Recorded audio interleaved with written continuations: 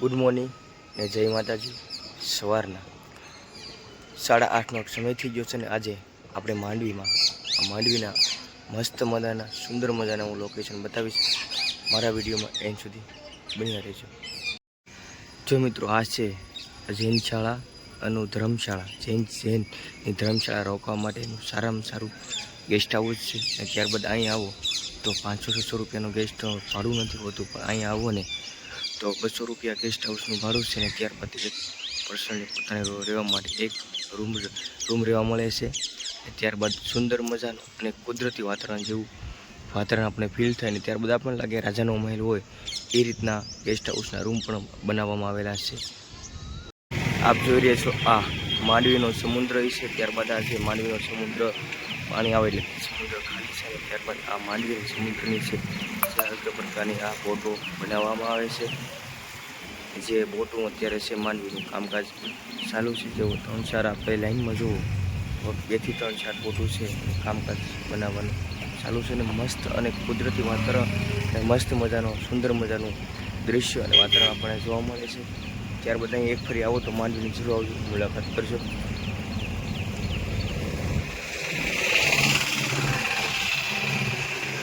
અને વાતાવરણ અત્યારે વરસાદી વાતાવરણ છે અને જોવા મળી રહ્યું છે।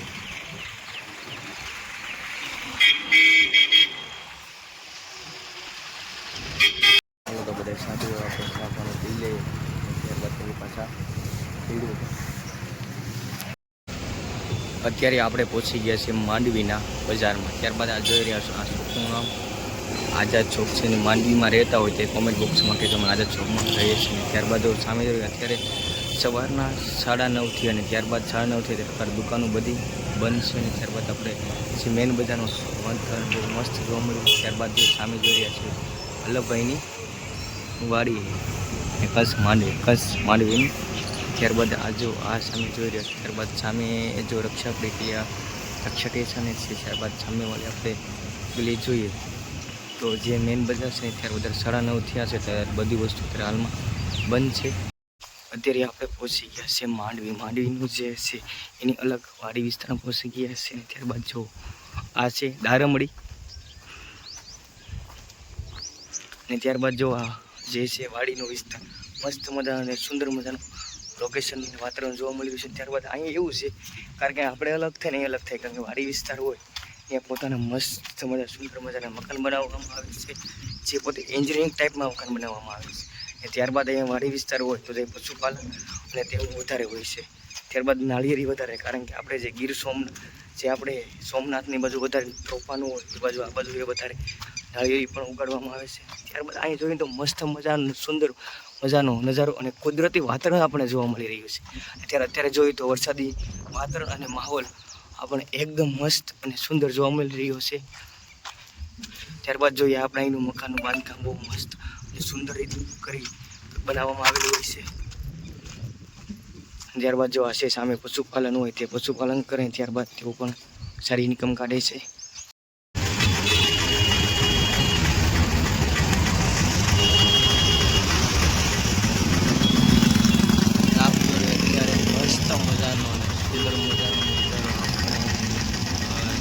ત્યારબાદ છે આ સમુદ્ર છે માંડવીનો, અને ત્યારબાદ ત્યારે માંડવીનો સમુદ્ર છે પ્રાઈઓને સામે જે આપણે જોઈ રહ્યા એ પણ હાલમાં બોટ બની રહી અને કામકાજ ચાલુ છે। ત્યારબાદ આપણે અત્યારે ટ્રાફિક હતું ધીમે ધીમે આપણે બસ ડેપો અત્યારે આપણે જોઈ રહ્યા છીએ।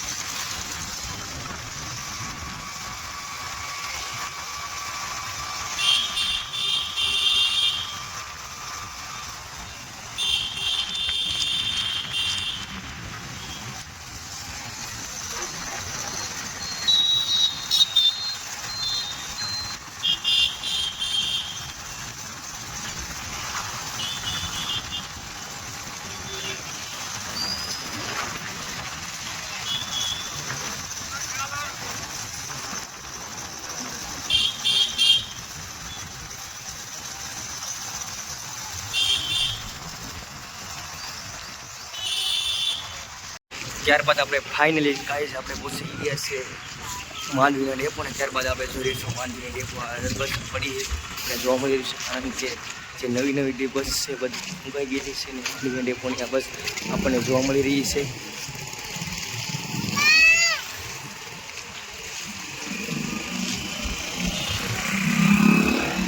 આપ જોઈ રહ્યા છો સામે આ માંડવીનો ડેપો છે ને ત્યારબાદ ડેપાનો સુંદર મજા અને મસ્ત મજાનો નજારો આપણને સુંદર જોવા મળી રહ્યો છે.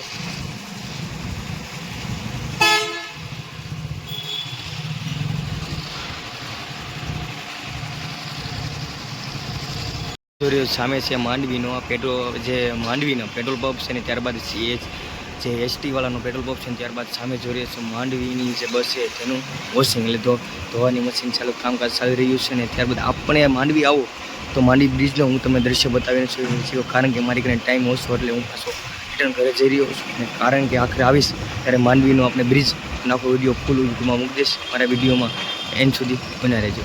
આજનો આપણે બ્લોગ પૂરો કરીએ છીએ. તમને આ વિડીયો ગમ્યો તો લાઈક કરો, કોમેન્ટ કરો, શેર કરો, સબસ્ક્રાઈબ કરો અને બીજાના વિડીયોના વોટ્સઅપના ગ્રુપમાં એડ કરો.